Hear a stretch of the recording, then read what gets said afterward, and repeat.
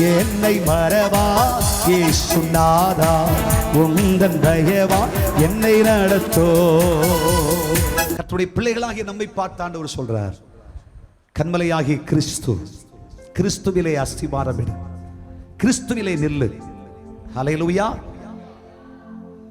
இரண்டு மனுஷனை இந்த சுவிசேஷ பகுதி சொல்லுது.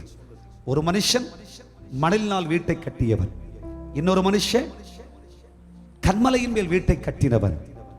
மணலில் வீட்டை கட்டினவனோ பெருவெள்ளம் வந்தது, பெருக்காற்று வீசிற்று. அவன் இருக்கிற இடம் தெரியாமல் அவனை இல்லாமலாக்கி போட்டது. ஆனால் கன்மலையின் மேல் அஸ்திபாரமிட்டு தன்னை திடப்படுத்தி கொண்ட மனுஷன் பெருவெள்ளம் வந்தும் பெருங்காற்று வீசியும் அவன் அசைக்கப்படவே இல்லை. ஹல்லேலூயா. கன்மலையில அஸ்திவாரம் போட்ட, கன்மலையில நின்னா, ஹல்லேலூயா, நீ அசைக்கப்படுவதில்லை, அசைக்கப்படுவதில்லை, நீ அசைய மாட்ட. ஹல்லேலூயா.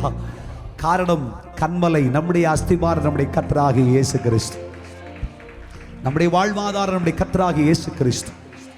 பெருவெள்ளம் வராதென்றில்லை, பெருவெள்ளம் வரத்தான் செய்யும். இந்த பூமியிலிருந்து புறப்பட்டு வருகிற எல்லா பிரச்சனைகளும், பாடுகளும், கஷ்டங்களும், சிரமங்களும், துக்கங்களும் நமக்கு எதிராய் வரத்தான் செய்யும். பெருவெள்ளம் வரும், காற்று வீசும்.